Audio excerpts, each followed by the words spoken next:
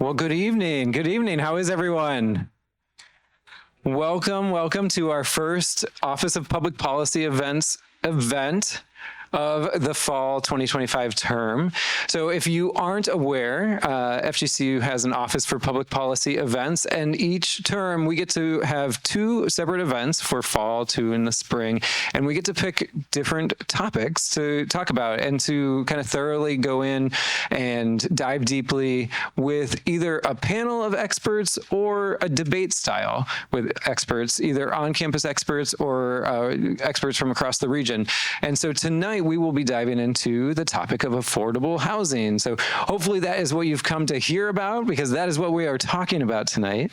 My name is Justin Fitzgerald, and I have the honor of serving as the director of the Office for Public Policy Events and helping to shape those. And we have a small team of people who also help shape those events as well. So if you ever have topic ideas for the future, we are always have open ears for those topics. But like I said, tonight we'll be talking all about affordable housing. We have a great panel of 6 experts who have very graciously given up an hour and a half of their evening to come and talk about what they, or the perspectives that they bring to this topic, but also answer questions. So near the end of our time together, we'll open up an online platform. We'll put a QR code up and you'll be able to submit questions that way. So if questions pop up throughout our time together, please jot them down on your phone or in a piece of paper or something, and we'll be opening that in just a little bit for you to submit those questions.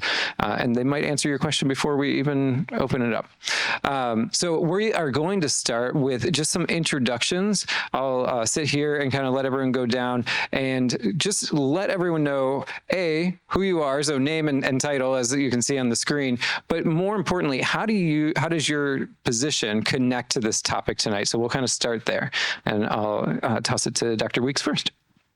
Thanks, Jess. So I'm Shelton Weeks, Lucas Professor of Real Estate here at FGCU, and I've been acutely aware of the situation with affordable housing since my days as department chair, when we were recruiting faculty and running into situations where, you know, if you recruit economists and finance people, the first thing they're going to do before they talk about taking a job is look at cost of living. And that the housing factor started causing issues for us even before the significant run up in housing prices coming out of the pandemic.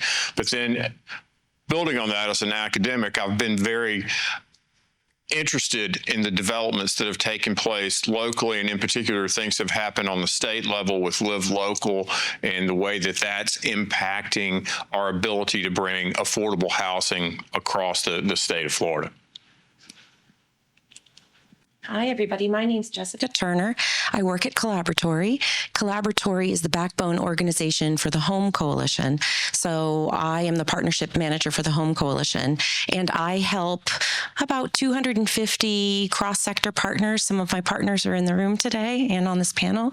And we work on projects that are helping to move the needle towards our big shared goal, which is that 80% of people in Southwest Florida will have access to housing and transportation that costs 45% or less of their income by the year 2040.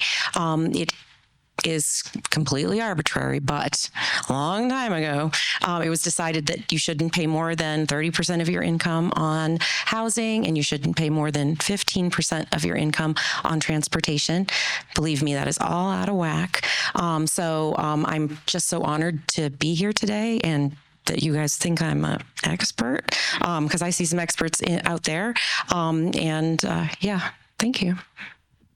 Well, good evening. My name is Michael Puchalla. I'm the CEO of the Housing Alliance, which is a nonprofit organization based out of Naples. I've gotten into the space all the way back in 2009. And so the Alliance is our newest entity, but we have a trio of affiliated nonprofit organizations, the first of which is HELP, which is a HUD-approved nonprofit housing counseling agency, which really deals with the consumer side of things, meeting with individuals, taking a look at your credit, financial situation, making referrals, referrals to appropriate resources. And then in 2020, right during the pandemic, we launched the Collier County Community Land Trust to get a little bit more involved in seeking opportunities for land acquisition, partnering with developers, trying to create more connections to create physical spaces for people that had some affordability element to it. And so with the Housing Alliance is our newest initiative, great support through our community foundation, trying to really work it now in the community advocacy engagement space, looking to create more investment into housing affordability. So working through those three organizations to try to take a holistic approach to housing. Good evening. Sarah Harrington. I work with Collier County in growth management, community development. I work specifically in housing policy and economic development. I'm involved with affordable housing because I serve to incorporate components of affordable housing in developments, and I incentivize developers to include things such as listening to what developers need and then finding a creative way to work around it. So if a developer needs to get to a certain specific number of units per acre and it's not allowed in our land development code, then we have to find a creative way to make that happen. That could help minimize the cost to the developer, which then gets translated later down the line to all of the people that are living in the unit. So instead of having to pay an exorbitant amount for rent, they can pay a little less because there's more people to help share with the rent cost. I'm Tom Felke. I'm a professor in social work here at Florida Gulf Coast University. I'm connected to affordable housing because I always joke that I'm a social worker, but I'm not that kind of social worker. Most of my colleagues are clinical therapists. I am not. I'm a macro social worker. So I'm in the social policy and administration side of things. Came to Southwest Florida, started doing some geographic information systems mapping of the communities, including housing. And that led me to getting involved with the homeless coalitions, both in Collier County and Lee County, as well as the Affordable Housing Advisory Committee in Collier County, where I had the opportunity to work with Sarah and Michael, and I also work with Jessica as well through the collaboratory. Hi there, I'm Ryan Benson. I am the vice chair of the Florida Housing Finance Corporation. So we work at the state level with essentially everyone here, and the easiest way to explain it is we are the money. All of the money flows through us, all federal low-income housing tax credits, all state applications for new development, all first-time homebuyer programs. So we work in that capacity, and I was put in that role in 2019 by Governor DeSantis. He appointed me to that job, and it's a volunteer position. 9 of us serve on the board for allocating all the money. It's the closest thing we have to a state housing agency. We run it all by way of public-private partnerships and loans and such. So we operate more as a bank, and that's why I'm here. Excellent. So you can tell that we really do have some experts up here, and folks who have worked in this for a while. So we're excited to hear what you have to share tonight. Ryan, we'll start with you, and then what I'll do is I'll pose some questions, and I'll point out a person who can maybe start the conversation, but then feel free to anyone else on the panel to jump in, and we'll kind of rotate through there. But as we went down here, some shared numbers and other kind of context, but let's start with big picture. What do we mean by affordable housing? So how do you define affordable housing? How maybe have you heard others define it? And what are your perspectives on those definitions of affordable housing? Sure. So from our standpoint, it's pretty easy because it's an equation. So affordable housing are families that make 80% of the area median income or less is affordable. People who make families that make 120% of the area median income or less are considered workforce. So 80 to 120 is that what workforce, 80% and below is affordable. We rate that county by county, and it's updated constantly. And so in Lee County, for example, that's families making, I think it's roughly 73,000 at the 80% level, and at 120%, that's 110,000. What that translates to is monthly housing expense, which is the way that we rate our entire portfolio. That's going to be around 2,000. At the 80% level, that's going to be $1,838 a month. And at the 120% level, that's going to be $2,757 a month. So that's Lee County. We do it county by county so that we can properly allocate between areas. And then at the state level, we group everything by small, medium, and large counties so that we appropriately lend to each of those areas. And then there's also a carve out for Monroe County because it's so specific, being the Florida Keys, and Miami-Dade County because it's so big it outnumbers the rest of our large counties. One interesting footnote is that Lee County has now moved from medium to large. So it is in a different funding pool for consideration. But and then last on that, below 80%, there are also different tranches that we lend and allocate money. So there's going to be a 30%, 60%. So there's a variety of categories. We make sure we take it, pool it appropriately, and address the greatest amount of need with each of those categories. Last point is when we get to 120% to 150%, we're starting to talk about our home buyer programs.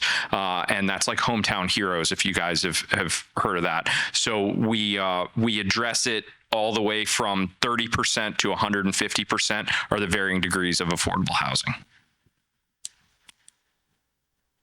And I think Jessica touched on it. Really, it's within Collier County. There was some debate back and forth, realizing the percentage of AMI. There's very specific resources available based on those categories. The rent levels are set for developers that come in. When we're working through the housing counseling program as a HUD-approved agency, our objective is to try to make sure households are sustainable when they get into their housing. We talked about having available income for other things such as transportation and medical costs. So there's always this goal to try to get households to not be spending more than 30% of their gross household income on their total housing costs. So that's just another way to look at it. So perspective wise, if we're working with individuals, trying to get you into something where your affordability level is there, so you have additional resources to take care of other needs. Not always easy because this is a very high cost area, but that is another level of definition that some people utilize. So let's get you to where you're not cost burdened. A cost burdened household spending more than 30% of their income on housing. And once you get up to spending 50% of gross income before taxes, then you're getting into being severely cost burdened. So those are a couple more definitions. You don't want to add on to that? I want you guys just think about these, a little bit about these numbers. So we don't want anybody to pay more than 30% of their income on housing, which is great. However, if you make $40,000 a year and you pay 30% of your income on housing, there's not that much left, right? Because everything else is really expensive. I mean, we got insurance, car insurance, it's the highest in the entire country, car payments, food costs.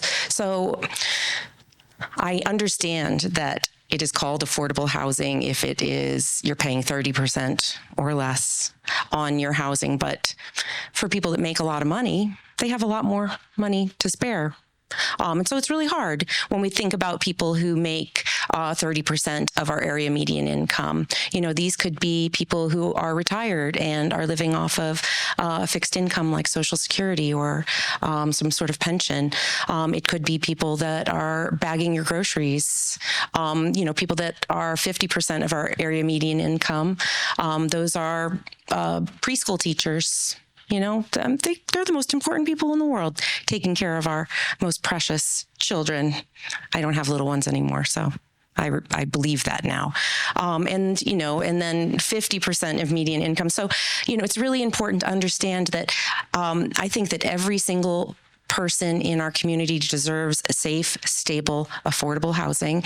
And I think that we've got a lot of really great programs to incentivize developers to build housing that is affordable for people that are considered to be workforce. We've done a really great job at that. And I would love to see that carried down to some of the lower AMIs. Just one other thing. Anybody here from the north? Anybody come from, because isn't everybody from someplace else? Or if you speak to older generations, when you think about affordable housing, they normally think of like big tenements or public housing. And I think all of you know, and I don't need to tell you, that affordable housing now is absolutely beautiful. You cannot tell the difference between affordable housing and market rate housing because it's built to look the same. They're beautiful. And so sometimes when we talk about affordable housing, like I actually don't use the words very often because it has a very negative connotation. And so we use words like attainable housing or workforce housing. And I don't want to have to do that. I want for everybody to understand how important it is for us to have affordable housing. It is economic development is what it is. It's not just housing. Thank you. I have a few things to add. So to what Ryan was saying, there's different categories. And this is where if you listen to some of the planning commissions or board of county commissioner meetings, you'll hear numbers like percent AMI.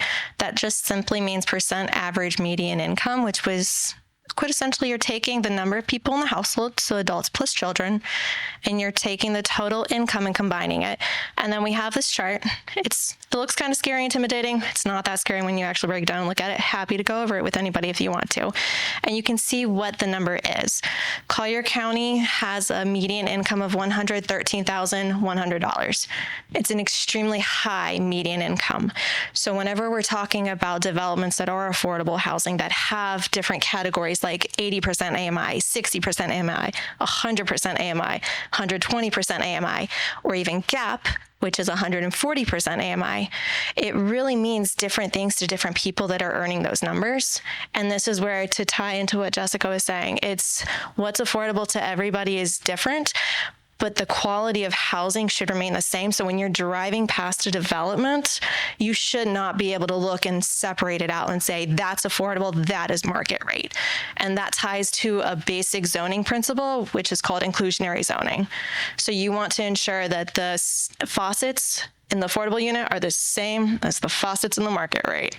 And you can't differentiate the two. Because at the end of the day, the people that are living beside you that could possibly be an affordable housing unit or a unit that is set aside specifically for those in affordable housing could be the same people that are teaching your children or that are going to school to become your doctor or that are actually helping get your prescriptions at the pharmacy. So it has a greater implication than whenever people initially hear affordable housing, and it's more applicable to people than people originally think.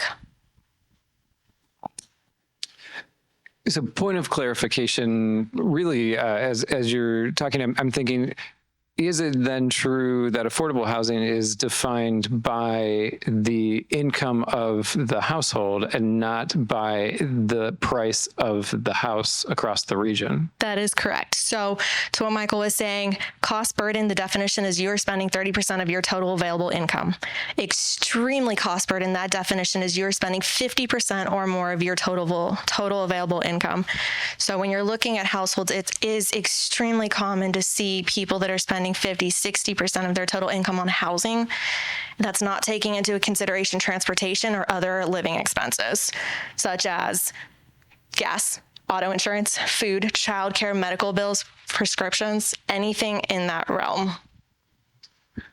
So if a new community is built, which we're seeing all the time in our region, the homes may all have the same price or very similar price, each of the new homes, but may be affordable for one person and not affordable when we're talking about what is affordable housing. So when new developments come into play, and I'll speak specifically to Collier County because that's where I'm best able to speak to, we do offer incentives to developers to incorporate components of affordable housing. So if a developer is willing to incorporate 20% of that total number of units to be set aside for affordable housing, and then this goes to the developer, they need to make sure the numbers work, whether it's at 100% AMI or 80% AMI or a nice mix. We really like the mix because then you get to hit more people on that spectrum of affordability. So you can get a couple at 60%, a couple at 80%, a couple at 100%, a couple at 120%. You get a nice mix. It makes it more affordable to a greater amount of people, and you're diversifying the residents that are residing in that community. For the developer, they get the benefit of being able to, for Collier County, get expedited review on their permits, which means they can get the ground moving faster. They can get the buildings up faster. They can get people in faster. But then they can also get some other benefits, such as one-on-one working with the county. So if they have an issue, they come to us, we let them know, please let us know what your issues are, and we will get your permits done. So to further that, at the state level, we are doing certifications to get property tax exemptions. So to continue with that discussion, if a developer's building 100 units and decides that they are willing to set aside, call it 30% of those units, we will give an appropriate property tax waiver for those units. Now, we like to see it, I mean, the minimum threshold, 72 units, we like to see it at, at least half, but 80% of the units. That a lot of that came out of Live Local. And I believe we're just over 260 projects around the state that we've certified for that property tax exemption. So that is what we categorize as the missing middle, where there can be affordable mixed in with regular market rate housing to fill that gap of affordability. So we're issuing property tax exemptions for that as well to help further it. And when we have counties that actually want to participate, such as Collier, it makes it a lot easier from a state standpoint. You wouldn't believe how many across the state are not willing or interested in working on it. But the current county commission over the last probably 3 to 5 years, I think I funded the first, it was Ecos 1 over on Santa Barbara. That was the first affordable project that we were able to fund in Collier County, I believe, in 2 decades. So it was 20 years of nothing because the appetite of the county commission. Now, I think the last one at the groundbreaking, that was like the 4th one in the last 2 years, something like that, coming out of the ground. So when we have the appetite from the counties, it makes it a lot easier for us to actually solve the problem. And we know that our money's being treated well by these counties. It helps a lot. Excellent. What unique challenges does our region face compared to the rest of the state or the country when it comes to affordable housing? I can certainly jump in. I mean, I think we've touched on it a little bit. I know it does get a little confusing when you start talking numbers, but the majority, when we talk about the funding resources and the developers and when they set aside units, it's typically based on that area median income figure, and we've bounce some of the numbers. I think all of our area of Southwest Florida, we can attest that it's a desirable area for people to come and retire, and there's a fair amount of wealth and passive income.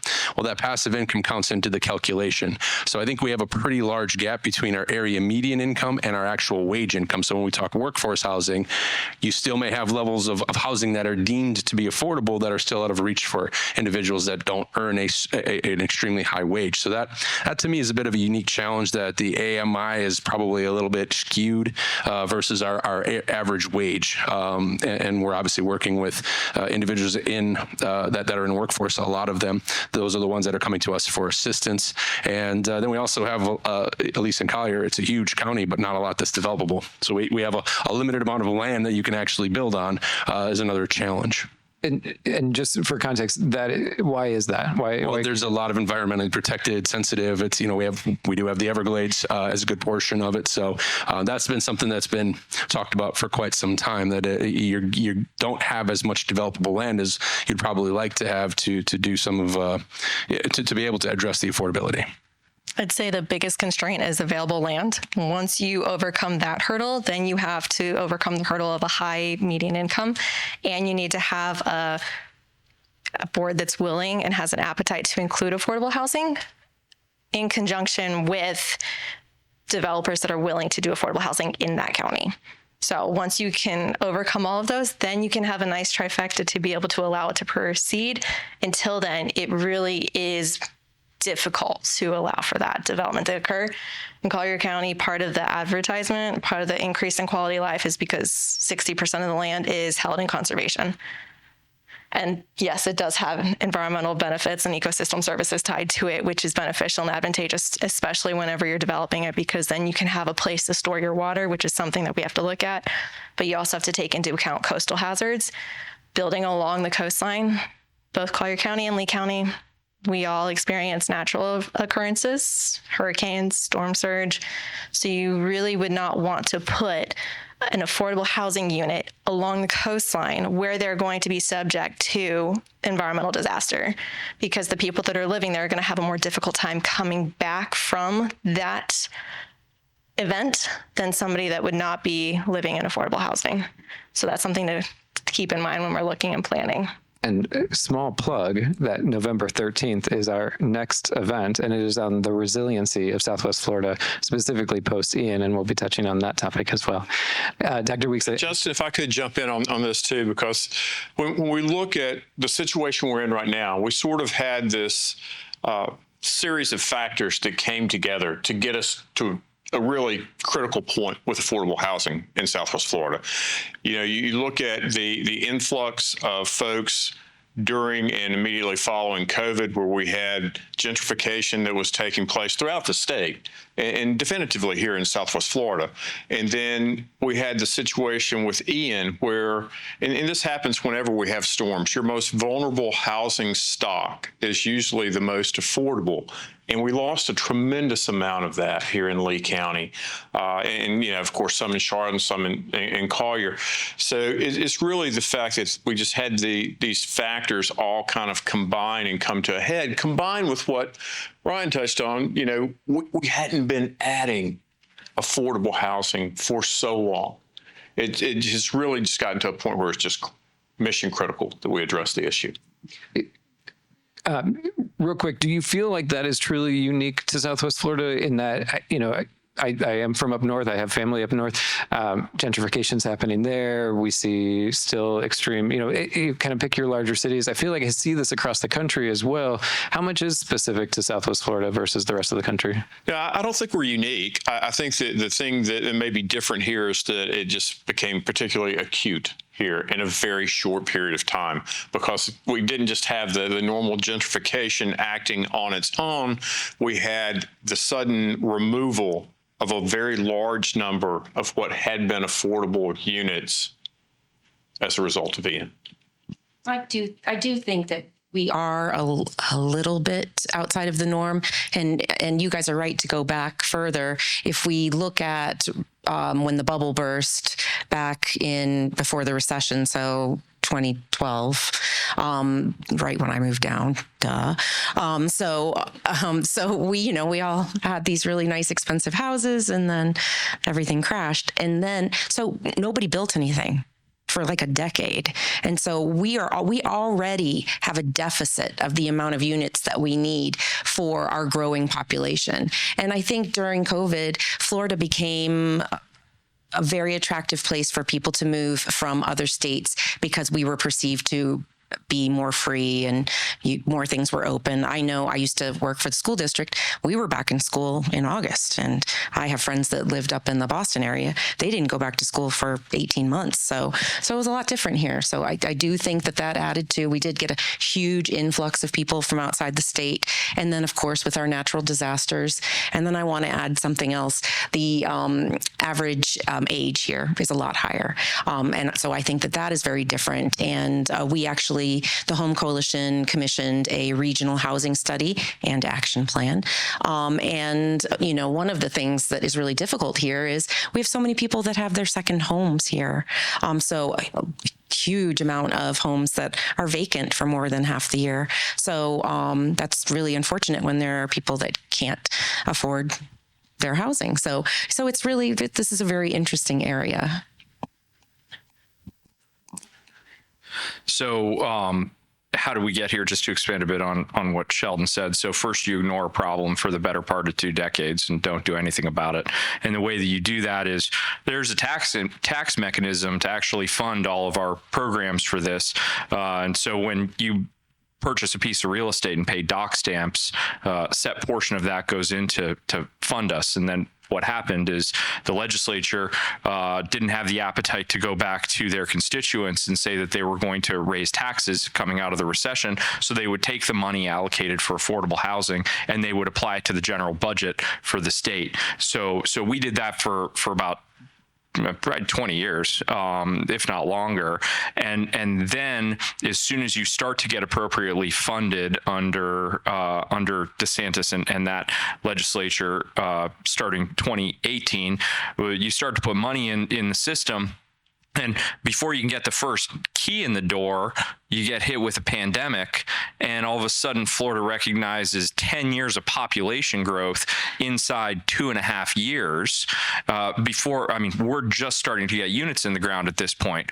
Well, then you combo that up with Hurricane Ian coming through Southwest Florida, and so what happened after that was a couple days later, I get a phone call from the governor's office saying that we're going to do a housing tour of each of the 3 counties. And I live here in Lee County, and I had 5.5 feet of water in my house.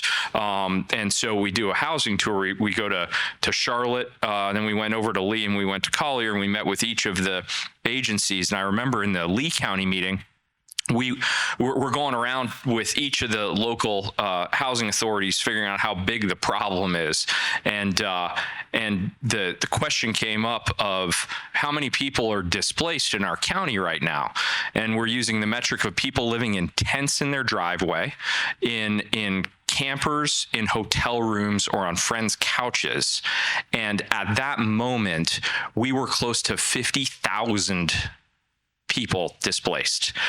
We had an inventory that was the lowest it's ever been from the real estate boom. There was like 6,000 units available in the entire county at the time, and we have a 50,000 person problem after ignoring something for 20 years. So I think macro-wise, we're making great strides right now. We have 323,000 units in our portfolio and growing. We're speeding up the process. I did a ribbon cutting on a hurricane project we started in 2018, right after Hurricane Irma. The same week, I was doing a groundbreaking on a Hurricane Ian project from 5 years later. So, we're making huge strides now, but we also are digging ourselves out of a hole. And one more on that.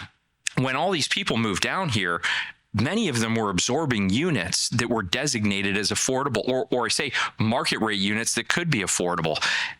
We have an issue with the people who are able to afford more occupying units for less.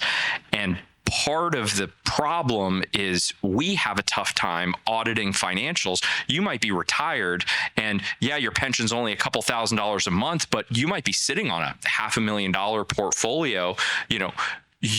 You're going to occupy a unit at $2,000 a month, even though you can afford $3,000 a month. And this isn't a small problem. That problem is to the tune of, from our measurements, 300,000 units are being occupied by people that can afford more inside the metrics we're talking about. So we got everything hitting us at once. And I think considering all of that, we're making tremendous strides getting out of all of these holes that have dug us deeper and deeper.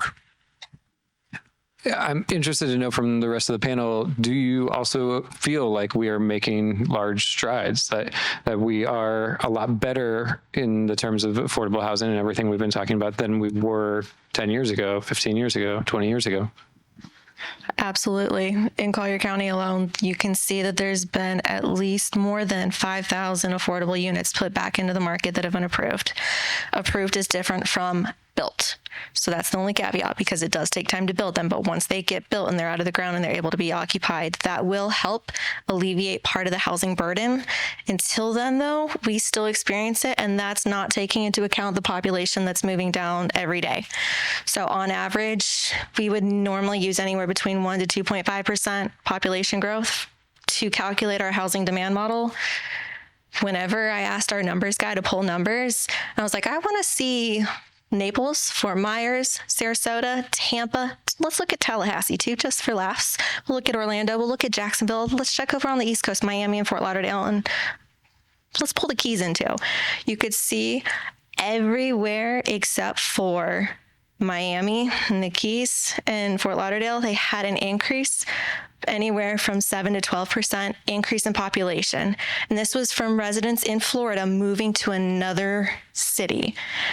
So within the state of Florida, we had people, the biggest number of people moving were coming over to Fort Myers, coming over to Naples, and we had 11, 12% average growth.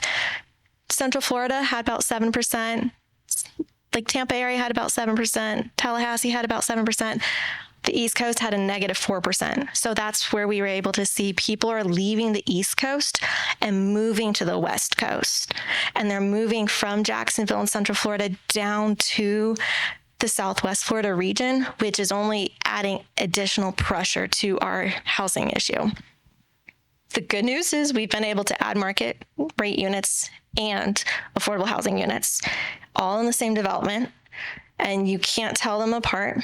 We've also been able to, from the county perspective, be able to add some funds available to help with the acquisition of land specifically for affordable housing. So that's surplus tax. So if you ever hear anybody talk about infrastructure surtax, that's basically saying you're going to charge you an extra half a penny on your tax to then be able to put into a pot of money. And we're going to have that go for about 10 years.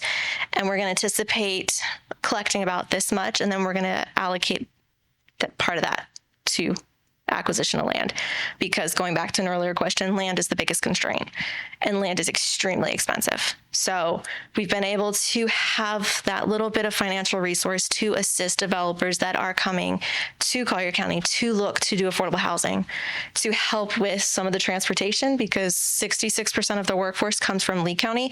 If we can help some of those people that are commuting live in Collier County, that takes away some of the traffic and congestion from Lee County. And that goes back to better planning.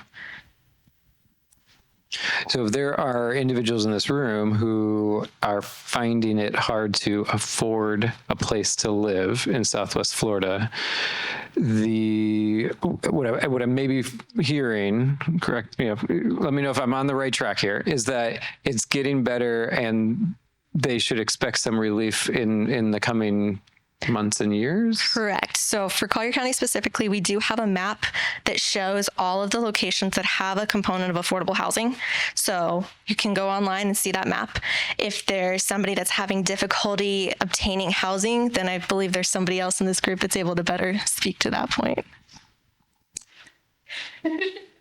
Yeah, absolutely. I mean, and I think it comes down to having resources. And so I would say there's more, we were sensing and we're starting to see more units available, but it is still a very individual situation. I mean, depends on your overall household income level to see, can you find something that is affordable?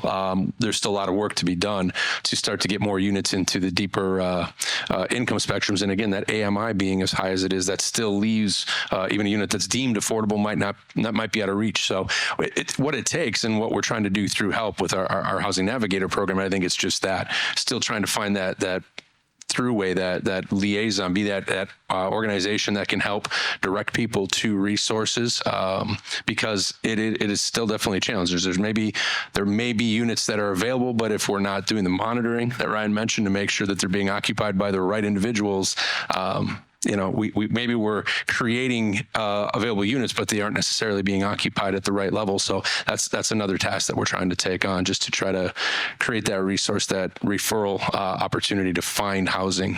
And we also have a very strong, I think, in both communities, Habitat for Humanity, something we haven't talked about. So those organizations continue to grow to try to create a home ownership opportunity. We're very pleased with the progress that they've made in developing more at scale, larger communities, more density.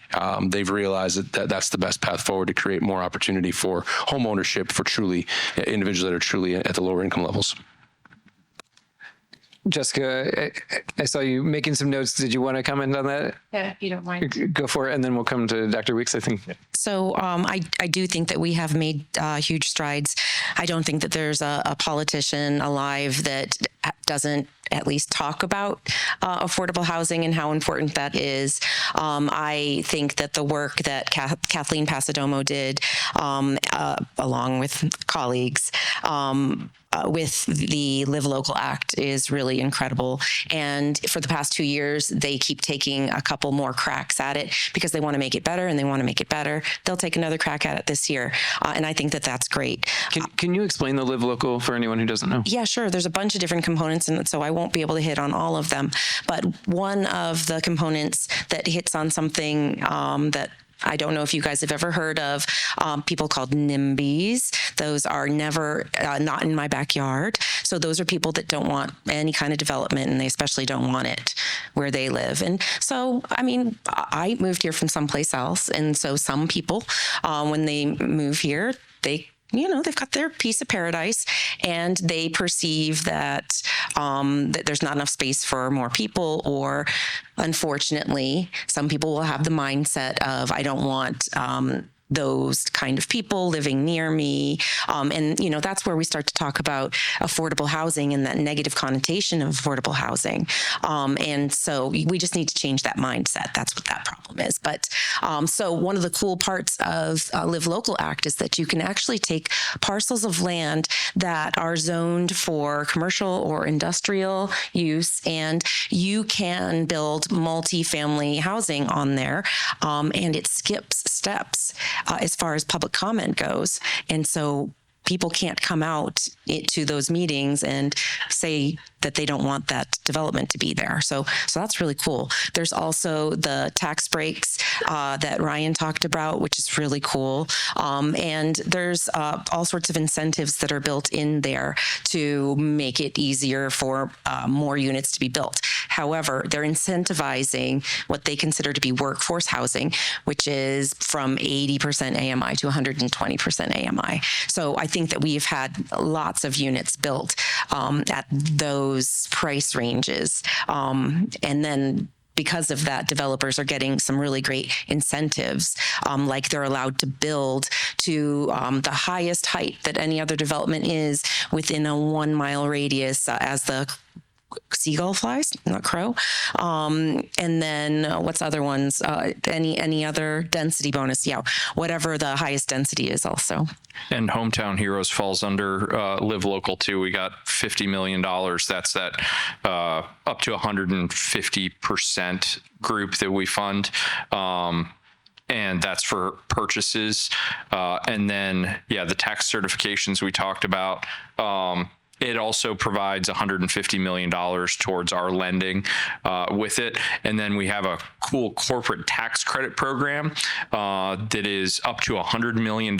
So corporations, instead of paying state tax, they're allowed to give it to us to lend out for affordable developments, and we're allowed to do up to $100 million of corporate tax. So some of the huge corporations in the state will buy our tax credits for it, not deduction, tax credit for the state, and we lend out just last week. I think we released another $24 million in loans.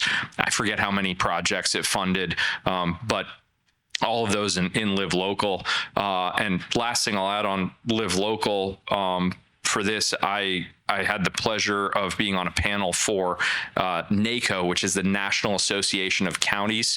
And that is where every county commissioner and county manager gets together at a conference. And I was on the panel for affordable housing. And it was fun because I'm sitting next to like Baltimore and Seattle and people who are really doing an abysmal job of dealing with affordable housing, and what came out of that is the discussion on Live Local certified itself in my mind as the most transformative housing legislation in history in America since the implementation of the housing tax credit. So what we're doing in Florida is becoming a model nationwide with Live Local, thanks to Senator Pasadomo, who is the true champion of housing for our state. I do want to go back though, because I don't want to be too Pollyanna-ish. I do think that we have made huge strides, but I think that there's so much more that we can do. I am hoping for different kinds of changes in land use and zoning. And so actually one of the things that the Home Coalition has done is we have convened local planners and developers to discuss things like what are the best incentives for developers. And so having a discussion not only between developers and planning and zoning officials, but also having people across these regional boundaries discussing best practices. It's really cool. And I'm thankful for the people that are in this room that have been participating in that. But some of the changes that I would like to see could be like decreased parking requirements. It could be decreased setbacks so that your home can be closer to your property line. Everybody who knows me knows that I love an accessory dwelling unit, which is also known as a granny flat or an in-law suite. My good friend Brian there, he builds tiny houses. And I don't know if you guys watch HGTV, but oh my gosh, tiny houses are so cool. So, I think that we could take parcels of land and we could section them off. And I would love nothing more than to live on some land with a bunch of my girlfriends, and we all had tiny houses and dogs. So there are some really great things. It's really expensive to build right now. So we need innovation. We are going to need houses that are manufactured in factories and, parts are delivered. It will make it less expensive, hopefully. It'll make it safer for people who have to work out in the heat. 3D printed houses. Have you guys seen these things? They're incredible. Brian dabbles in that as well. So, I think that there is so much more that we can do, and I'm just so excited to see what that's going to be. Thanks. Dr. Weeks? I think the one thing I would add to that is, second the fact that Live Local's made some huge impacts. ADUs, there's huge potential there. But the thing that excites me the most is, I've been able to be on a number of panels and get to interact with a lot of industry groups. And the industry is learning how to do affordable housing. And as a result of the tax credits, the financing that's available, we can make these things pencil out. And you just didn't run into folks that were doing affordable housing 5-10 years ago. And now every event I go to, there are folks there that are doing affordable, and it's something that we can deliver and folks can make money off of it. Going back to the incentives being in place, that makes me hopeful, because this problem is not going to be one that we resolve quickly. It's likely to be with us for a long time, because we do live in a place where a lot of folks are going to want to move to for decades. So we need to continue to work on this, but I am optimistic because I'm seeing the industry folks crack this riddle. So when you say the industry folks are cracking this riddle, what exactly are they doing? How are they changing? Is it that they're changing the way they're building the house? Are they changing what are they doing versus the policies that we've talked about? I think some of it's changes in how they actually build the houses, but the biggest thing is how they are sitting down and putting their pro formas together and actually getting them to work as a result of the tax credits and the financing that's involved. The first time I heard anybody take me through the layers of financing required for an affordable housing project, as someone with a Ph.D. in finance, I thought to myself, my God, what insane person would ever want to deal with that? It's the most convoluted layering of financing sources you could ever imagine. We're talking double-digit sources on the most simple project. So that process, there's a lot of education that goes along with it. And to the extent that we can simplify that'll continue to help. And you're saying that it has been happening. It's getting absolutely. It's getting better. Excellent. Well, one of the things that I should mention this too, because you brought up the NIMBY thing. One of the books that I force a lot of students to read is Arbitrary Lines, How Zoning Broke the American City and How to Fix It, by a guy named Nolan Gray, who's out in California. And he actually formed a group out there called Yes in My Backyard. And they try to push for reforms basically in the land where zoning started. And, for most of us, we grew up with zoning being in place. When you scratch the paint a little bit on zoning, though, it's got a very dark, very exclusionary history. And there's a lot of room and opportunity for improvement with the way we do land use controls nationwide. There is opportunity to improve and things such as redlining and removing that, but also putting practices and policies in place to promote more affordable housing and also to promote home ownership and to allow for housing throughout the spectrum of housing needs. And then that also goes back to the point of we have a problem because we have people coming down and we need more units, and we don't have enough units for the current people that we have here. And we're only going to see an increase in population as time progresses, coupling with the average age is dropped by a decade. So we're having younger people move down here in coordination with the retirees that are deciding this is a lovely place and they're going to stay. So we've touched a bit on policies, what the government, local and state and federal may be doing. We've touched a little on what nonprofits may be doing.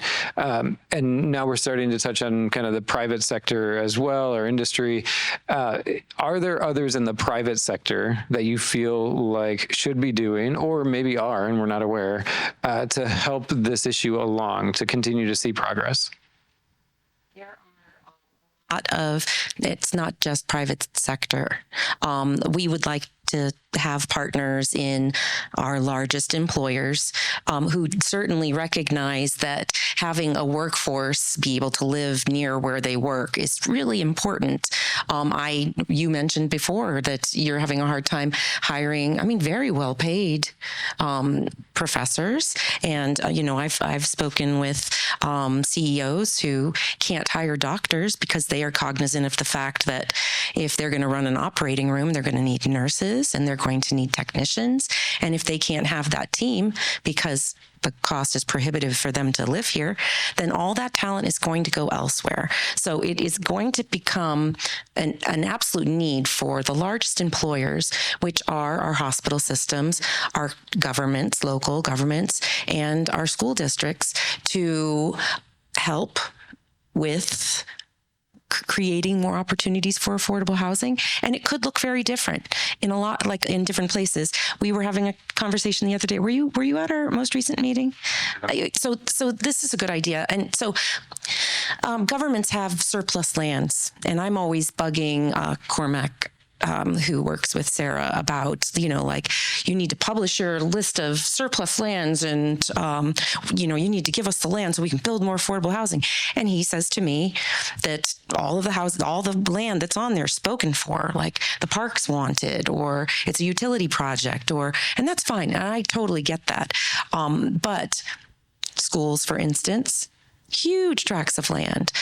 We don't really need the entire tract of land. Maybe they could give us 3 acres, or just do a ground lease, and then somebody can pay money to the school district, which school districts need money, and then we could have affordable housing built there. And it doesn't need to just be for teachers. It could be for everybody, but if you wanted to be just for teachers.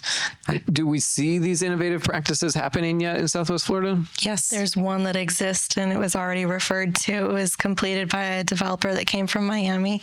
They are well known, and they do affordable housing well. And they have a handful of developments existing in Collier County already.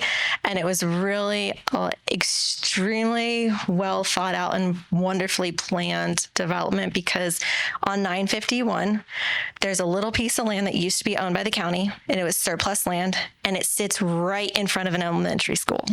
So the idea was that you could have this land be developed with affordable housing units, and then you could have some of the teachers that work at that elementary school live in those units, or the students that attend that elementary school could live in those units. So many years went by, the development's built. It was we were talking about this earlier, it was so highly sought after that the second they opened the website, it crashed within a minute, because there were that many applications for this one specific development, and there were only 82, 84 units, small number, it's less than 100. that just is a testimony to how much we need more affordable housing. So unfortunately for those individuals that did submit applications, they had to close the portal, figure out a way to fix the website, re-advertise it, repost it. And again, this time they were able to keep the website open, but there were over 15,000 applicants. So they had to filter through, and they just had to stop accepting applications because there were that many. And they were able to accept some, they were able to filter some out, but they have a waiting list that is years long. So employers, to answer the question, there's an opportunity for future partnerships and for improvement. And specifically larger employers that have a greater impact on the local economy, they have ground to stand up and to speak to the needs of their employees. Affordable housing is a huge need. On the county side, we're seeing applicants come through now that are large employers that are purchasing properties, tracts of land to build developments, to do planned unit developments, to build housing for their employees because they see a need and they need to retain those employees. Otherwise, the employees are going to move and then we're going to lose that talent. Yeah, public-private partnerships, I mean, that is the answer. I don't think ever, more government is the answer.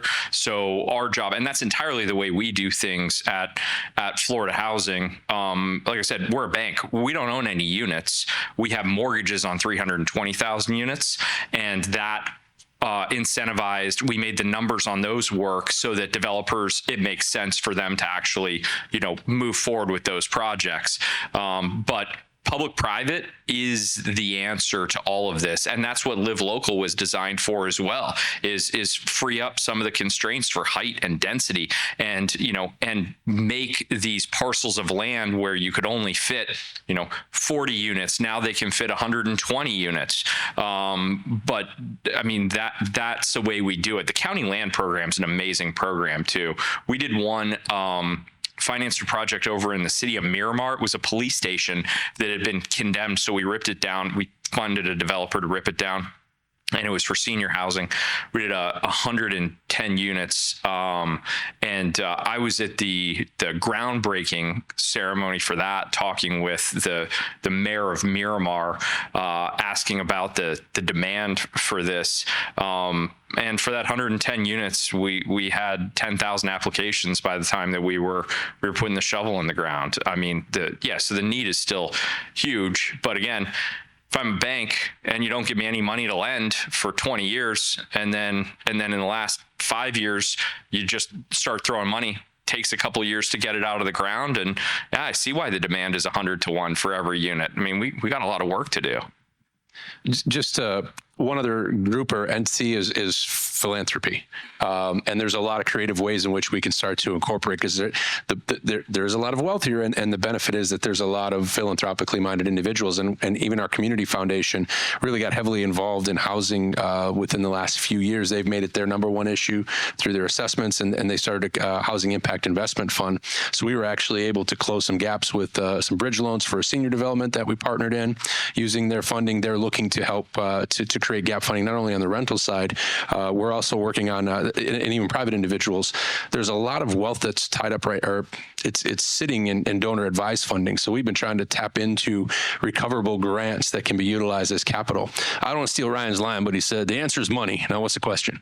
And that literally is like, he told us that thing sticks with me, because that truly is like all of these unique, when we talk about those massive capital stacks, when we can start to maybe close some of the administratively burdensome financial opportunities that come up. I love the sale program, provides the 1% financing, just so to put some clarity on that. For a developer to be able to get 1% financing, I think can finance up to usually a quarter of the total development costs in a lot of cases. That's a huge resource, but there still can be a gap because of all these costs we've mentioned.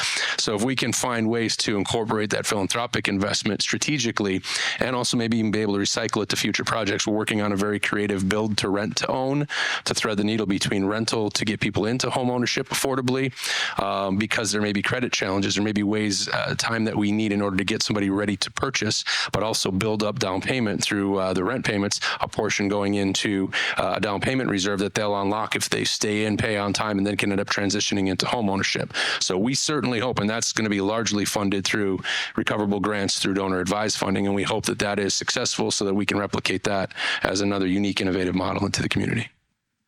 Philanthropic is definitely a portion of the sector that could be tapped into, because quick little anecdote, on the Affordable Housing Advisory Committee, we have a gentleman that is a part of the Via Immokalee Fair Housing Alliance. And what they do, it's a unique practice where they will actually build the buildings piece by piece, but they do it all with minimal number of loans and debts, and they do it by fundraising. So at the wall signing with him, and he leans over, elbows me, and goes, "We got that building CO'd, yeah." And I was like, "That's wonderful." And he points to the other building and goes, "Guess how many kids live in that one?" I'm like, "No telling." He's 44 kids live in that building, and we don't have anything on that building. And then he looks at my counterparts that are in our sister division, and he goes, "And once your money comes through, this building's going to get finished, and then we're going to have another 24 families in here." So they're a philanthropic organization. They work with volunteers. They also do fundraising. And then he told me that they have a fundraising event coming up, and that's where they're anticipating or getting the money to be able to finish the building that we were doing the wall signing for. All about those partnerships. Dr. Felke, this next question, I'll start with you. What do you imagine? So it's kind of a two-part question. What do you imagine this region looking like in regards to the topic of affordable housing? What do you imagine this region truly looking like in 10 to 20 years? Will we have affordable housing completely figured out, and no one is struggling, or something? Way to toss me that easy question. I mean, I know your crystal ball. Quiet so far, but no, I think. Look, I think, part of what I know who I am and who I'm not, so I'll leave the housing stuff to the housing people. For me in this space, I think the issues that we look at and that I'm focused on are the ancillary side issues associated with affordable housing. Why is this topic so important? Because we know that through the research, individuals who face unaffordable housing have higher rates of mental health issues, right? And when I say mental health issues, I'm not talking like diagnosable things out of a manual somewhere. We're talking about stress, anxiety, things that a lot of people go through. We talk about people who have higher risk of food insecurity, which I think right now where we are, what we know is coming in just a couple of days should be terrifying to a lot of people. We look at things like opportunity costs for individuals in terms of their decision-making processes in looking at, am I paying my rent? Am I getting my medication? Am I sending my kid to such and such? So I think in a lot of ways, I think we're going to get there. I think the strategies that we have are working. I think what was underscored is the fact that those strategies take time. And there needs to be the political will, and there needs to be the funding, and there needs to be the available land that's affordable. That is a lot of and pieces. So I think at the same time, and I think, Jessica underscored it with the NIMBY piece, which we've actually been told, forget about NIMBY and move to CAVE, which is Citizens Against Virtually Everything. Yeah, it's a little bit, right? Yeah. So, well, it was Jamie French's. I stole it from him. I got to give him credit. But that's where that's where we are. So I think when we start looking at these pieces, I think we're going to have a better run up and into where we need to be. But I think at the same time, we can't lose sight of the fact that there are these ancillary issues that come along with housing being unaffordable, right? What percentage of the workforce comes from Lee County to Collier County, right? And then on my side from social services, we were talking earlier about this. If you're an individual who lives in Lee County, works in Collier County, and you have to avail yourself of a food bank or a food pantry, you can't do that because the majority of the funding that's provided to food pantries in Collier County mandates that stays in Collier County. And the fact that you work there doesn't matter, right? And so that's some of the things that we're advocating for in the social service space as well, right? And we're working with food banks or food pantries. And listen, the food pantries are doing what they can, but they now get themselves into this place of having to divide up food for, this is the stuff that has to stay in Collier. This is the stuff that if somebody stops by from Lee County, we can provide them, right? We live in a mental health desert. We have an 880 resident for every one mental health professional ratio, average throughout the 5-county region, right? So all of these issues that go along with this are also the pieces that we also have to pay attention to. And then I think there's the aspect of tenant rights in some cases. And, these are things that when I was on the Affordable Housing Advisory Committee that we were trying to push for, like a 60-day rental ordinance that, in my estimation, was not a heavy lift. It was something that very easily would have said that 60 days before your lease is up, a landlord has to let you know how much your new rent is going to be. We were able to get it passed for 30 days? And then the county commissioners killed it and said that the reason was that it was too burdensome for landlords to have to send that letter to their tenants and let them know that, where we're sitting in the homeless coalition and saying, yeah, it's also really burdensome for a mom to put her 5 kids back in her car at night and then send them off to school and work the next day. So these are the other issues that I think are really important, that as we continue to look at this, I think we're going to wrap our head around affordable housing somewhat, but I think we also have to be paying attention to these other issues and homelessness, which is unfortunately that end result for the individuals that can't find their way into an affordable housing situation.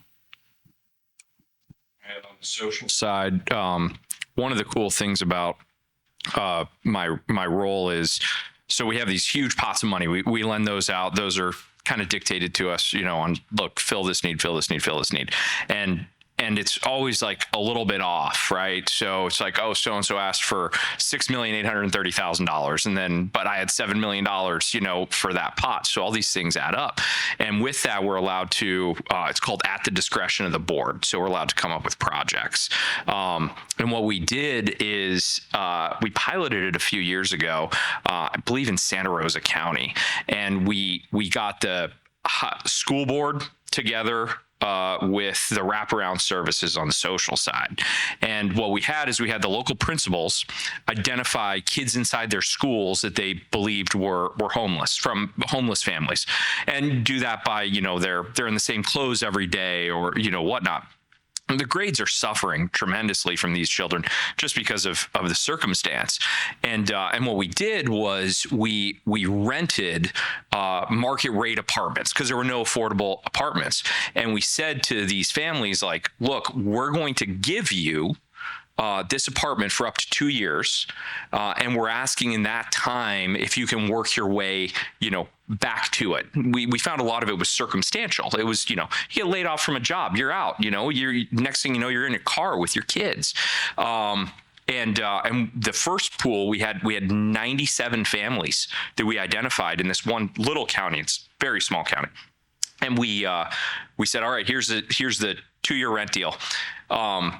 Coolest thing was, with the wraparound service of budgeting, mental health counseling, everything like that, our average was 16 months when people were paying on their own.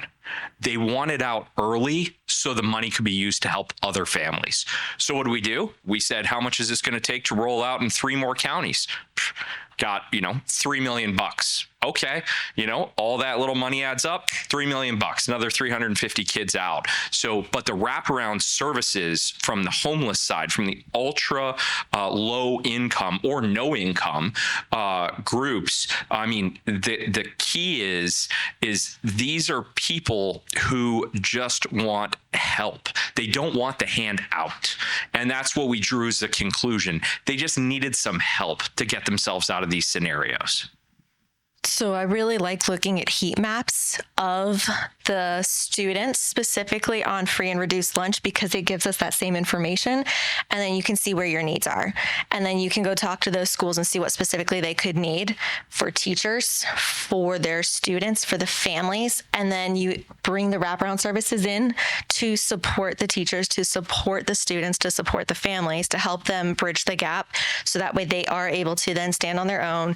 The parents are able to earn a skill that can then allow them to support themselves and support their family. And then you, from an economic development standpoint, you add to the diversification of your skilled workforce because you now have somebody that is able to positively contribute back to your workforce. And that also shows the children, look what my parents can do and look what they learned. And parents are going to be older, so the parents can show to the children, this is the importance of knowledge and learning, and this is how you value education, because this is where it allows you to then provide for yourself. So being able to use the heat maps to spot where the needs are in your community really can highlight how you can add positive benefit and help those that really need it the most. And then there's fringe benefits to the surrounding communities. So if you notice this area has a really, really high number of students that have no internet, and they also are on free and reduced lunch, then you can work with your internet service providers and you can work with your larger service providers to then bring broadband to the area. You can work with some of the nonprofit sectors that can then provide computers. You can work with some of your nonprofit developers to make sure that the affordable housing is safe and it is actually affordable, so you can then provide services for financial education to the family to help increase their quality of life, while you're also checking all these other benefits that then tie into mental health, and it impacts the children and the family, and it also impacts the neighboring communities too. And what it does for kids that are acting out in class, the aggression, all that, it's because they need sleep and they can't sleep in a car. It's because they need food and the parents don't have enough money for it. You take kids like that. When we piloted this, the grades went through the roof. Behavior issues go down to almost nothing. They see their parents happy. Their parents have a sense of purpose. That makes kids happier. Everything works better when all of those things come together. And it's Maslow's hierarchy of food and shelter. Start at that. That's where the problems originate and work their way from. So whether it's the extreme cases here that we're mentioning right now, or kind of where we started with, somebody moves to the area and they really want a job at one of the best universities in the region, what's the best resource you can guide them to find something that is affordable for them with the numbers that we started with in the very beginning? What's the resource they should use in order to find something affordable so that they can take a job where they want to work? We're working on it. No, literally, there is a gap or a need, in my opinion, to have a housing affordability portal that can kind of direct us to where housing is. And it's something that we actually have in progress because it is a challenge. We don't have a perfect resource right now. We would always suggest people come and talk to one of our housing navigators if it's in the Collier community, and we're trying to stay on top of where everything is. So my opinion right now is that we don't have a perfect resource. The state does do an affordable housing search, and that's basically any of the developments that they've provided funding for. But sometimes that information is a little out of date, if I'm being honest. We've seen it, we've tried to look into it, and so we're trying to perfect it so that it's a little more accurate and does show that availability. But right now, it's usually they have to call. And is there one for Lee County at all? Home Coalition actually has a housing resource on the Home Coalition website. It isn't complete. I need money to finish it, Mr. Benson. But yeah, what Michael is trying to do is really cool. So matching people's housing needs with developers who have openings. It is just really difficult. you would think we'd be at a place right now where we could have tallies of open units, but we don't. Like I talked to my other friend Brian out there because he's a genius, and I said, like, can't AI figure this out for me? And he said, no, I have to call people. I don't want to call people. So anyway, we're working on it. In Collier County, our sister division, Community and Human Services, every year at minimum, they will do an apartment survey where they call every apartment to see the occupancy rate. And most commonly, the numbers are 98%, 99%, 100% occupied. That translates to 0% available, 1% of their units available, maybe 2% if you're lucky. But then you have to make sure that it aligns with where you're going to be working, where your kids would be going to school, what traffic you would have to encounter on your way to work, how far you would have to drive. So while there's things that exist, they're not perfect and there's opportunities for improvement, but it also is about getting the information out there. So we use the apartment survey to take into account how many units are available, to then calculate how many new units do we need, and how it's abysmal. It's really sad because there's a huge need. Yeah. I'm bringing up here our platform that we're going to use for questions. So hopefully you've been thinking of some questions in our audience. And while I'm gonna put the QR code up there. You can either scan the QR code on your phone and enter questions there, or you can go to slido.com and enter that number and then enter questions there. While you're doing that, my final question for us is, what can residents, anyone watching either this video or here live, as well as employers and community organizations, what can they do to best advocate for continued progress moving forward? What's the maybe top thing they can do? Join the Home Coalition. Anyone can join that. Anyone can join it. But also speak up, call your elected officials, let them know that affordable housing is something that you care about. And like Mr. Benson said, if you can afford something more expensive, don't take it away from people that can't. Yeah. Anyone else? Number one thing you could do to advocate? I second what Jessica said, because our county commissioners are currently having the conversation of, is there enough affordable housing in Collier County? Have we done enough? Do we need to focus on something different? When we have numbers that indicate otherwise, that could provide support for the fact that we do need more affordable housing, a lot more of it. And I think to that point, I think advocacy is the best way to advocate, right? Is doing that piece of it. But I think it also has to be smart advocacy, right? We have to know, I think if you go to any county commissioner, any elected official and say, we need more affordable housing, they're going to look at you and be like, oh, of course we do. Right. But I think understanding the reasons, like I was trying to get at, as to why is this an important issue, and also understanding that our community is not always what it looks like. We talk a lot about the passive wealth and, millionaires per capita and these types of things.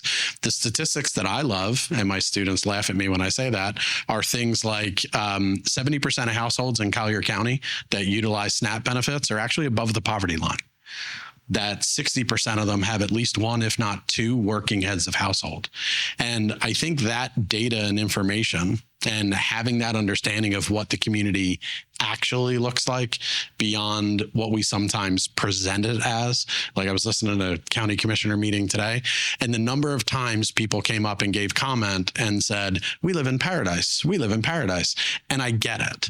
But that's not the situation for everybody. And so I think understanding that other side of things and taking a deeper dive into your community, understanding what it actually looks like. And sometimes that's not pretty, and that's okay, because I think that's also the type of thing that allows us to provide better advocacy for, we know affordable housing is a big need, but here's specifically how close a lot of people are to that edge. And this is why it needs to be more of a priority. So if I have the opportunity to walk up to an elected official, instead of saying, we need more affordable housing, which they would probably agree with, what should I ask for, in your opinion? What would be that number one thing that would lead to, is that a piece of legislation? Is that some policy? What is that? No, I mean, I think a lot of what was talked about here is great. but I'm going to go to Jessica. I think we need more innovation. I think we need more variation in how we're looking at things, right? So I'll come at it from a homelessness perspective. When I was sitting as vice chair of the Collier County Homeless Coalition, we were told flat out by the county, do not submit a grant application that includes the phrase housing first. And if you understand what housing first is, it is the most well-researched housing program in the nation to address homelessness. We were basically told, if you put something forward in Collier County that includes housing first, your application will not even be read. And I think that's difficult because when we're telling our students, use evidence-based research, use evidence-based practice, right? And then there's not the political will to accept that, it becomes disheartening in addition to just being a challenge. And so I think, when we're doing that, yeah, obviously we have to push for affordable housing, but we have to push for it in ways that are newer, innovative, and established, and being able to make that point and not being afraid of affordable housing being, Section 8 housing from back in the, 1970s. That's not what we're talking about. And so housing first, and the idea of getting a person housed and then providing the wraparound services should not be a scary thought, right? Not when we know how well that process works. Great. Let me jump to our first question here. What advice do you have for individuals who don't quite meet the qualifications for affordable housing, but still struggle to find reasonably priced rentals? I would say, what qualification do they not meet? Because more people qualify than people realize. That would be the first question.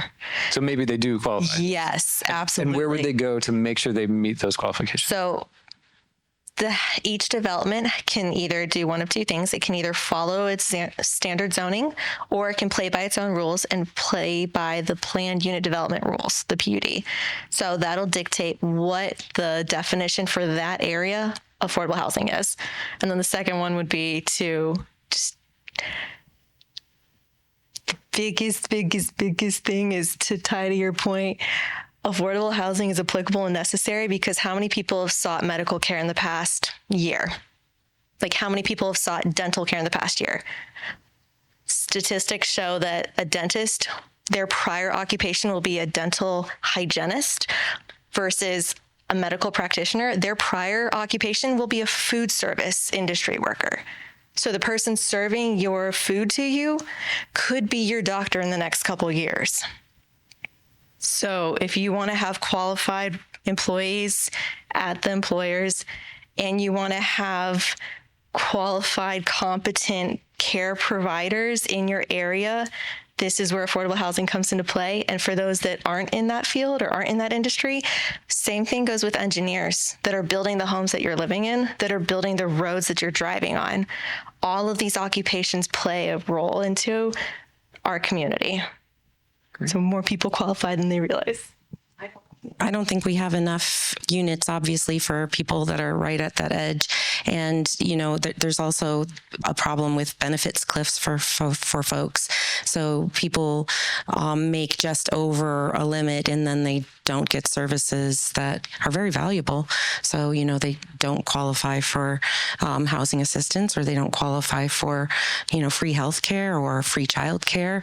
And, we need to figure out a way to make it so that people can work and make more money, and it's not an absolute all or nothing. If I make $2 more an hour, then I lose all of those benefits. That's not fair. That benefits cliff, it's really difficult for families. There's no incentive to want to advance yourself or your family. So I hope we can figure that out. And we need to build more units that are affordable for people at mid and lower incomes. We just do. So, Yeah, and I think that's a lot of what has been what we've been working on. The Live Local Act is designed for that to work with more workforce households. A lot of the locally income restricted units they're going to serve in that area. What I would plug, hate to be shameless with this plug, but how to approve counseling agencies. That's kind of what we exist for. So as individuals, if you're realizing or figuring out that you can't really afford, and a lot of that could just be budgeting. So I would think coming in and let's try to identify, work with an individual, create an action plan. And there may be units that have come onto the market that you aren't aware of that actually are serving a higher income demographic. So if you're not qualifying at something that is low income or very low income, there may be some other opportunities, because I know some of these locally restricted units are getting even creative. We have a new development that's coming online where they cap the income level at 120%, but they're actually capping the rents below that. So it's kind of a unique thing where there's some philanthropic investment, and that was one of the things they asked for. We want to make sure enough of our essential service personnel can qualify. So again, a lot of it depends on what was the capital stack, and the funding resource determines what your restrictions are. So again, finding an agency that maybe has some of that knowledge of the local market, I would suggest finding one in your community, how to approved agency, and just finding out if they can provide some assistance. Great. Are there any regulations or incentives that limit how much property managers or landlords can increase rent each year? And when, if ever, does rising rent stabilize? no. There are not rules. Florida is a very landlord centric state. So there are very few tenant rights in Florida, as Dr. Felke was mentioning. Actually, in Live Local, which again I love, one of the provisions in Live Local made it not legal to have any kind of rent control in Florida. So actually Orlando did have rent control ordinance, and then when Live Local passed, that supersedes that. So I wish in Florida that we had better tenant rights. I truly do. And, I know Michael works really closely with somebody who has done some organizing in the Naples and Collier area.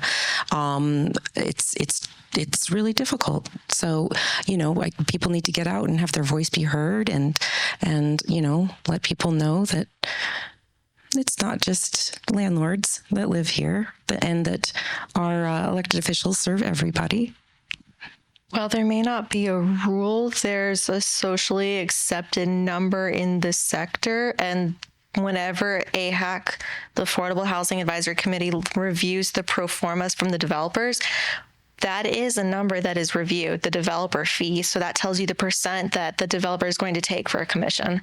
And this was a question that was similarly asked at the AHAC, because one of the AHAC members said, this seems like extremely high. You're supposed to be a nonprofit affordable housing developer. Why are you taking this much for yourself? And the developer was able to eloquently explain that this is to pay my staff. This is to put the time and effort and research into doing this. This is for the knowledge of the team that we have built to then be able to bring this development to you in the form of this application.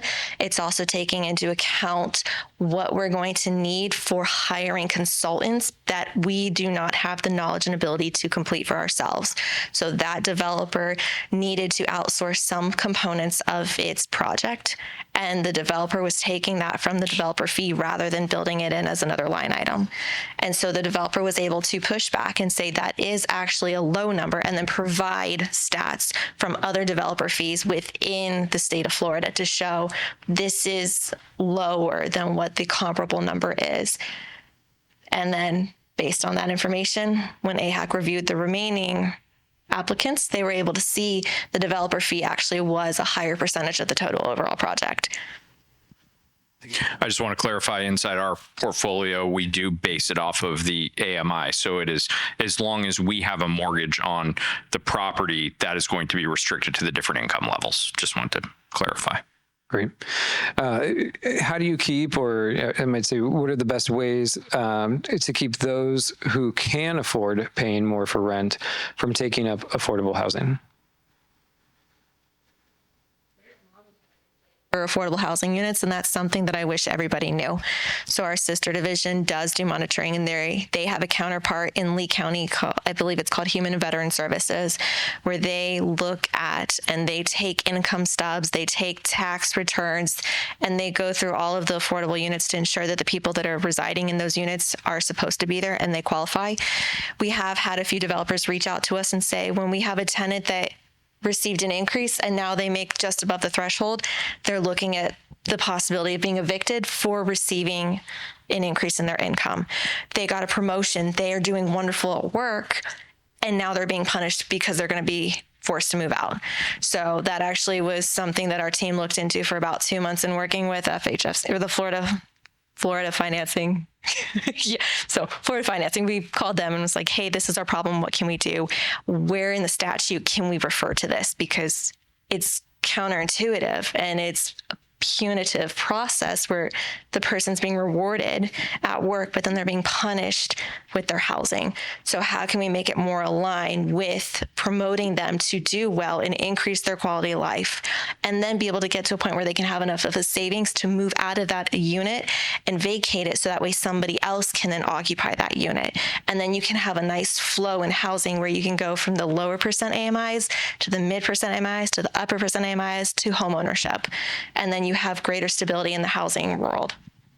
And we do monitor at that level across every county in the state. So compliance is a huge part of what we do, because it only takes one bad story to show up on the news, and then I can't ask legislators for $150 million next year because they saw so-and-so's cheating the system and getting away with it. So we take it very seriously for compliance.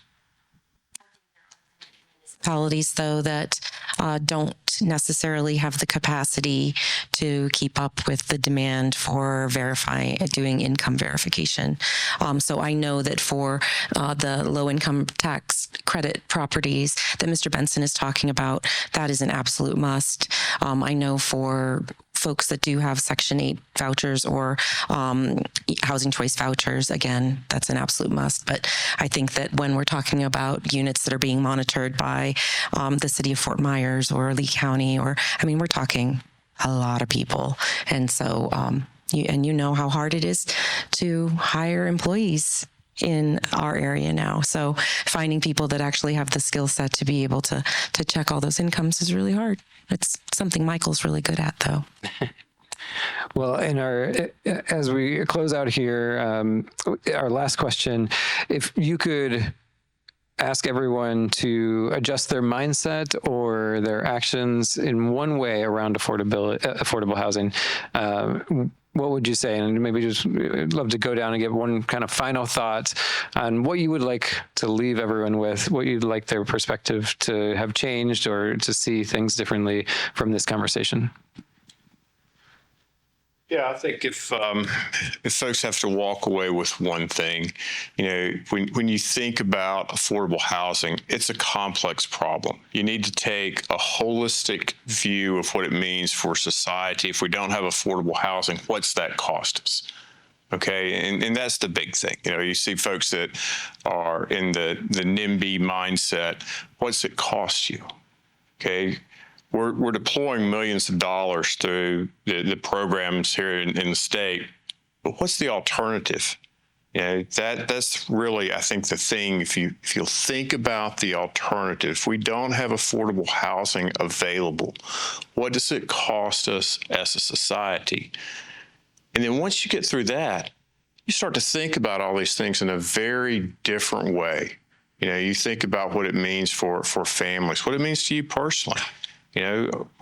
We all depend on other members of society for the quality of life that we have here.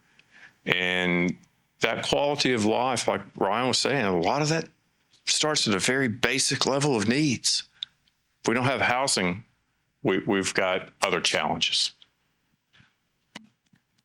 Yeah, I always talk about Maslow's hierarchy because I used to be a teacher.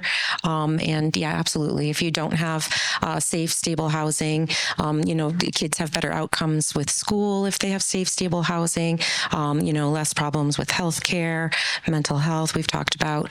I already told you guys what I want people to understand is that affordable housing is absolutely necessary for our economy to function the best way that it's supposed to. So. Yeah, our board president, our chair, often says that housing is an economic development issue, not a social welfare issue. And just if we can reframe it in that way, it impacts everybody. So the more that we can get people involved across the spectrum, that's where we're going to have champions, advocates, and also investors. So I'm looking for all those folks. Say reframe how people think about affordable housing, because the negative connotation that might have been associated from decades past or in different areas is not what it is currently in Southwest Florida. And to the economic development point, businesses chase rooftops. So when you have smart planned growth that incorporates affordable housing, you will have a more successful local economy and local community. Yeah, and I'll kind of jump on where Michael and Sarah were here. It's, the engagement piece and the understanding piece. I so appreciate you all being here. We need a lot more of this, right? I mean, you have access to this level of individuals who understand this stuff so well. And if we can get more of this information out, I think get more understanding among the general public about what affordable housing is, why it is such a crucial issue. Shelton said it so eloquently in terms of, how this looks and how much of a piece this is for our community if we don't pay attention to it. And so I think there has to be more of that so that we do have more advocacy all across the board. Yeah, I mean, I'll echo. I think everybody here knows more about affordable housing than they did an hour and a half ago. And my bet is it's pretty different than what you thought it was. And there's a lot in here that's very different with the perception that's out there of what it is. The government is, I never say, I'm from the government and I'm here to help, but the government's role is to facilitate this. And this is an economic issue, not a social issue. It is social, but it relates economically.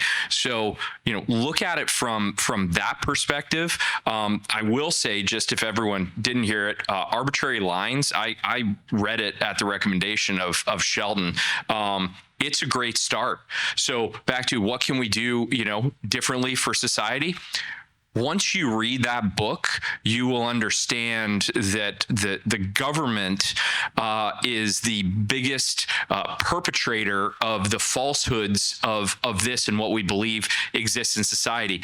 Then you're going to be able to inform your friends and neighbors, and rooms like this, should be the size of other gatherings around. It should be thousands of people that we're talking to here, and more people get on board with what this problem and programs actually are. I think we're all better off.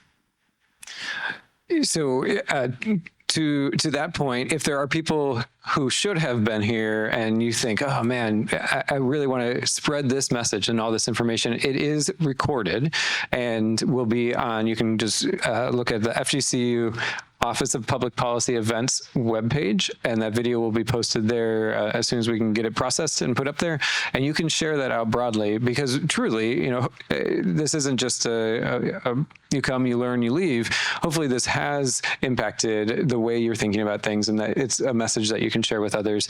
And it also then turns all of the insight that was shared tonight into ripples across our region and beyond. So thank you to this panel for being here. Thank you to each of of you for coming and absorbing this information and for the questions. If we didn't make it to your questions, I'm sure some of the panelists will still stick around, or you can get their contact information, and I'm sure they would love to talk with you more. Before we depart, I did mention earlier, but our next Office of Public Policy event is on November 13th, and we are bringing back Dr. Weeks and Dr. Felke, but this time we are talking about resiliency in Southwest Florida, which we've touched on a little here, but we'll go into much deeper. It's actually the showing of a brief documentary and then a discussion.